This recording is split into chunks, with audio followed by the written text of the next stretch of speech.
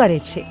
માણેક ચોક એ અમદાવાદ શહેરનું ધબકતું હૃદય છે, જ્યાં 3 પેઢીથી શાકભાજી વેચનાર પોતાનો ધંધો કરે છે, પણ આ વેચનારને પણ ઘણી સમસ્યાઓનો સામનો કરવો પડે છે। મેં ગરીબ બહેનો 50 વર્ષના મારા ભોગ વટો છે, સ્કૂટરને બાકી પેટ્રોલ જોઈ, બાકી અમારું પેટનું પેટ્રોલ જ ના જોઈએ। અમે પોલીસનો બહુ માર ખાધેલો છે, પોલીસની બહુ ગાળે ખાધેલી છે, પબ્લિકનો પણ બહુ ત્રાસ લીધેલો છે, પણ એટલી ગરીબોની કોઈ અમારું કોઈ સરકારે પણ નહીં સાંભળતું। આ ઓફિસે વાળા 5000નો પગાર હોય, એમનું સાંભળે, બાકી ગરીબનું કોઈ સાંભળે જ નહીં। રાતની મોટરો આવે તો ઉપાડી લે, એમનો માલ જપ્તે કરે, એમને પછી એમાં બાળકોને ખવડાવવું શું? એમને નોકરી નહીં, ધંધો નહીં, એમને 40 વર્ષના રોડ પર રખડતા હોય, આટલા લેંબુ વેચતા હોય, કોઈના ટોપલા ઉપાડી કરીને માં મુસીબતથી કોઈના વ્યાજવા રૂપિયા લાવે, 10ના ભાવના રૂપિયા લાવે। અમારી માંગ છે, અમારી જગ્યાની માંગ છે, અમને પાકા લાયસન્સ। હા, 360 બેને પછી સેવામાં જ્યાં પછી બિયાને અમને સહકાર આપ્યો।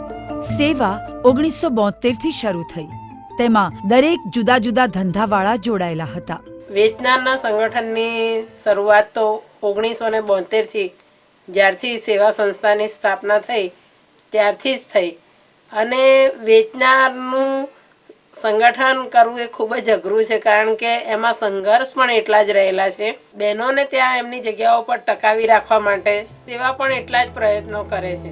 જેમ કે બેસવા માટેની જગ્યા ન હતી, પોલીસનો ત્રાસ, મફતનું શાકભાજી લઈ જાય, પૈસા પડાવે, હપ્તા લઈ જતા અને તેમનો માલ સામાન ફેંકી દેતા, બેસવા માટે લાયસન્સ કે ઓળખ કાર્ડ પણ ન હતા, અને દબાણની ગાડી આવે તો તેમને શાકભાજી સાથે નાસભાગ થઈ જાય છે।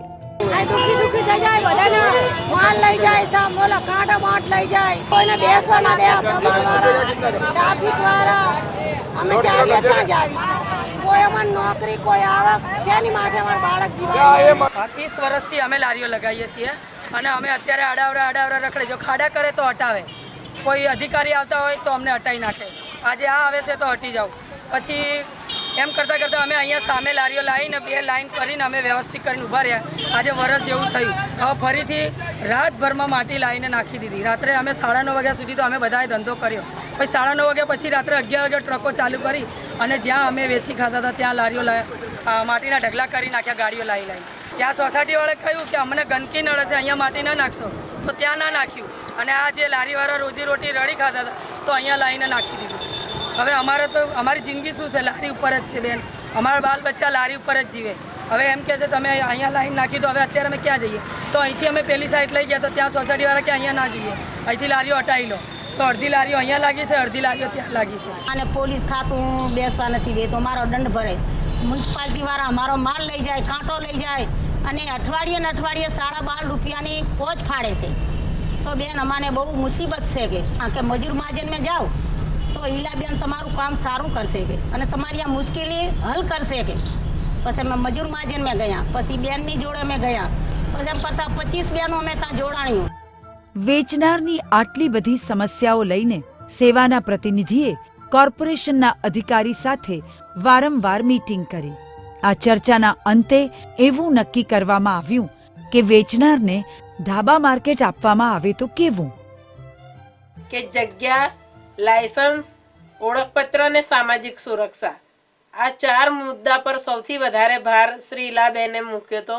જો એક જ કાયદો હોય, રાષ્ટ્રીય નીતિ બને, તો એના દરેક સ્તરે એનો અમલ થાય તો વેચનારાઓને આપણે જે આ 3 કે 4 મુદ્દા બેલાજો ડિક્લેરેશનના છે એ આપણે પહોંચાડી શકીએ। હાઈકોર્ટમાં કેસ મૂક્યો હતો, અને એનો આપણને ઓર્ડર મળેલો છે કે આ લોકોને જ્યાં સુધી વૈકલ્પિક જગ્યા ના આપો ત્યાં સુધી એમની જગ્યાથી એમને હટાવી ના શકાય, અને એમનો દંડ કે સમન્સ પણ પોલીસવાળા અગર સમન્સ કાઢે પણ એનો દંડ ભરાતો નથી। ને એવા 9 લાખ ફરિયાદોનો આપણે નિકાલ કર્યો છે। 2008થી માર્કેટ કમિટીઓ બનાવવાની શરૂઆત કરી છે, તો આ 3 વર્ષમાં અમે 31 જેટલી માર્કેટ કમિટી બનાવી છે, અને એ આગેવાનોને તાલીમો આપ્યા પછી હવે એમના પ્રશ્નો એ લોકો જાતે હલ કરતા થયા છે। એટલે વેચનારાઓના પ્રશ્નો તો છે, એમના સંઘર્ષોય છે, પણ આ માર્કેટ કમિટી દ્વારા અમે એમને ટકાવી રાખ્યા છે, અને આટલા સંઘર્ષો વચ્ચે પણ વેચનારનું સંગઠન તૂટ્યું નથી, અને વધે જ જાય છે. એટલે વેચનારાઓને સેવા પ્રત્યે એક આશા છે કે અમારું કંઈ પણ સારું કામ થશે તો એ સેવા દ્વારા જ થશે.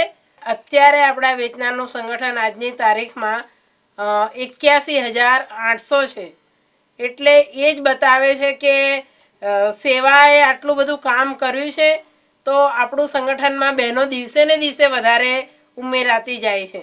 એટલે આપણે કંઈ સિદ્ધિ મળેથી અટકી નથી જવાનું, પણ આપણે સતત ચાલુ ને ચાલુ આપણું સંગઠન ચાલુ જ રાખવું પડશે. અને તો જ આપણે જે સિદ્ધિ હાંસલ કરવા માંગીએ છીએ કે વેચનારાઓને જગ્યા, લાયસન્સ ને ઓળખપત્ર એ આપણે મેળવી શકીશું. સતત ચાલ્યા આવતા સંઘર્ષના અંતે ઘણી બધી સિદ્ધિઓ હાંસલ કરી છે, જેમ કે રાષ્ટ્રીય સ્તરે વેચનારના સંગઠનને સ્થાન મળ્યું છે. પણ આ સંઘર્ષ અહીં પૂરો થતો નથી.